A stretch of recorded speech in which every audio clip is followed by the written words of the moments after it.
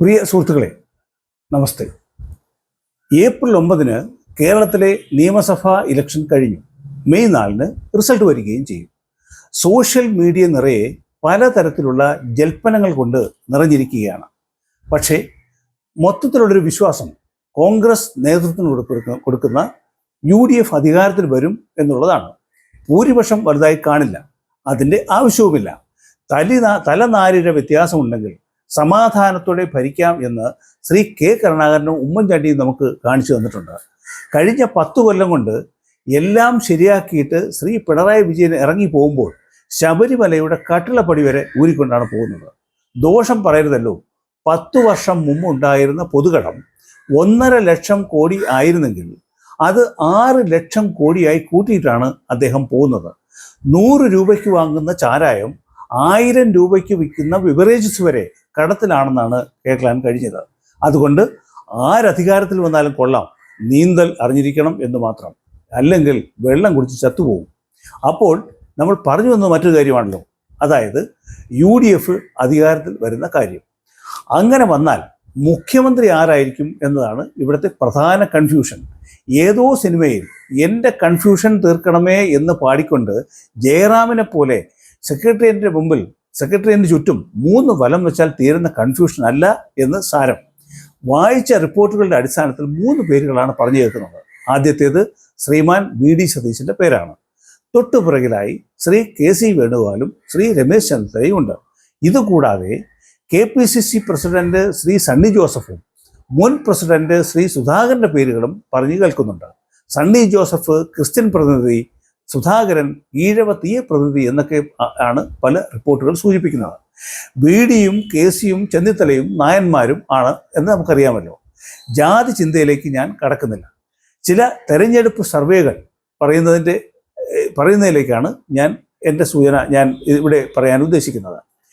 UDFന് വേണ്ടി വോട്ട് ചെയ്ത 40% പേരും VD സതീശൻ മുഖ്യമന്ത്രി ആയി കാണാനാണ് ആഗ്രഹിക്കുന്നത്.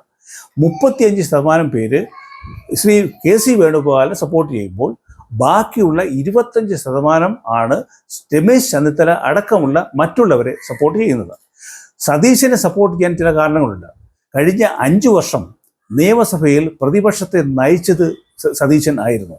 ഭരണപക്ഷം കാട്ടിക്കൂട്ടിയ തോന്നിവാസങ്ങളെ ഫലവത്തായി ചെറുക്കാൻ സതീശന് കഴിഞ്ഞില്ലെങ്കിലും കുറേയൊക്കെ പിടിച്ചു നിൽക്കാൻ അദ്ദേഹത്തിന് കഴിഞ്ഞു. ശ്രീനാരായണ കോർപ്പറേറ്റ് മുതലാളി വെള്ളാപ്പള്ളിയും നായന്മാരുടെ അടങ്കാൽ മുതലാളി സുകുമാരൻ നായരും സതീശനെ ഇഷ്ടമില്ല എന്നുള്ളത് ഒരു പരമാർത്ഥമാണല്ലോ. എങ്കിലും ഗോചരവശാൽ വ്യാഴം ഉച്ചനായി കേന്ദ്രത്തിലേക്ക് വരുന്നത് സതീശനെ ഒട്ടൊന്നുമല്ല സഹായിക്കുന്നത്. കോടതി ഇടപെട്ട് വെള്ളാപ്പള്ളിയെ അവിടെ ഒന്ന് മാറ്റി. രണ്ടാമത്, ഇന്ത്യ മഹാരാജ്യത്തിൻ്റെ ഉപരാഷ്ട്രപതി ചങ്ങനാശ്ശേരിയിലെത്തിയപ്പോൾ മന്നം സമാധിയിൽ പ്രവേശനം നിഷേധിച്ചതുൾപ്പെടെ സുകുമാരനെ മൊത്തത്തിൽ നായന്മാർക്ക് ഇഷ്ടമില്ലാത്ത ഒരവസ്ഥയിലാണ് ഇപ്പോൾ. എന്നു മാത്രമല്ല, എന്തോ കാര്യസാധ്യത്തിനായി നായരിപ്പോൾ ഇടത്തോട്ട് ചരിഞ്ഞാണല്ലോ നിപ്പ്. പോരാത്തതിന് സുകുമാര നായർക്ക് കേരള രാഷ്ട്രീയത്തിൽ എന്തെങ്കിലും പിടിച്ചുനിലയുണ്ടെന്ന് ഞാൻ വിശ്വസിക്കുന്നില്ല. ഇയാളുടെ വാക്ക് കേട്ട് ഏതെങ്കിലും ഒരു നായർ വോട്ട് ചെയ്യുമെന്നും ഞാൻ കരുതുന്നില്ല. ഈ 2 ഘടകങ്ങളും സതീശന് അനുകൂലമാണ്. മറ്റൊന്ന് ക്രിസ്തീയ സഭകളുടെ നിലപാടാണ്.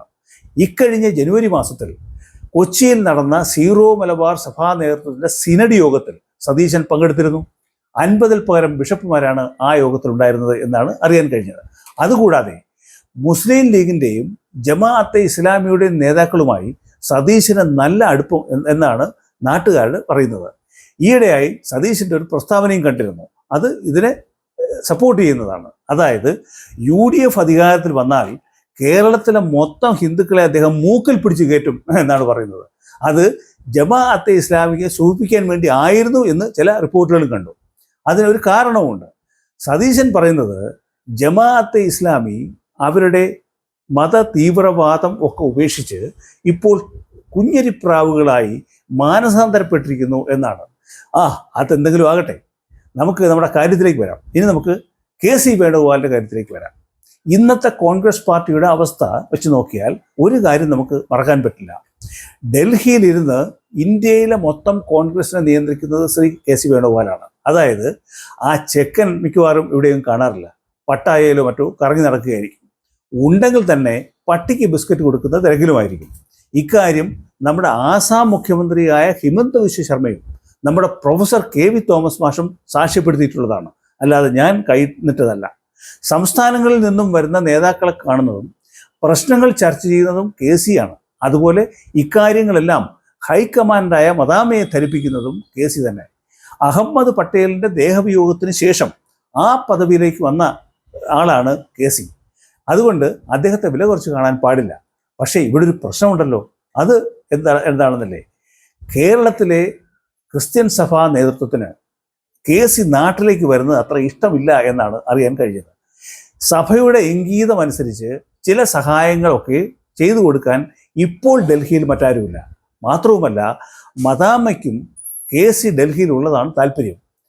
ഇന്ന് എല്ലാ കാര്യങ്ങളും, രാഷ്ട്രീയമായിക്കോട്ടെ വ്യക്തിപരമായിക്കോട്ടെ, എല്ലാ കാര്യങ്ങളും നോക്കി നടത്തുന്നത് KC ആണ്. KC പോയാൽ പിന്നെ ഒരാളെ ഗ്രൂം ചെയ്ത് ആ നിലയിലേക്ക് കൊണ്ടുവരിക എന്നത് അത്ര എളുപ്പമുള്ള കാര്യമല്ല. ഡൽഹിയിൽ പലരും KC പോയിട്ട് ആ കസേരയിൽ കയറി ഇരിക്കാൻ ആഗ്രഹിക്കുന്നുണ്ട്.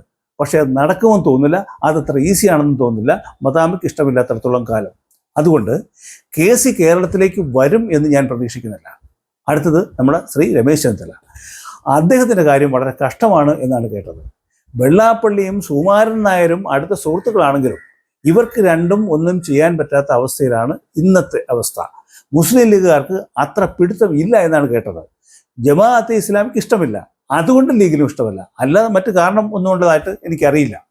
പക്ഷേ പ്രധാന പ്രശ്നം അതല്ലല്ലോ. ഹരിപ്പാട്ട് നിന്നും ഒന്ന് ജയിച്ചു വരണ്ടേ? സന്ദീപ് വാചസ്പതി അദ്ദേഹത്തെ ഹരിപ്പാട്ട് തളച്ചിട്ടിരിക്കുന്നു എന്നാണ് റിപ്പോർട്ട്. 1000 വോട്ടിൻ്റെ ഭൂരിപക്ഷത്തിൽ ജയിച്ചാൽ കൊള്ളാം. എന്തായാലും ഒരു കാര്യം ഉറപ്പാണ്, കേരളത്തിൽ ഭരണമാറ്റം ഉണ്ടാകും. പക്ഷേ എനിക്കിവിടെ ഓർമ്മ വരുന്നത് ഒരു ഇംഗ്ലീഷ് പ്രോവർബാണ്, between the devil and the deep sea, ചെകുത്താനും നടുക്കടലിനും ഇടയ്ക്ക്.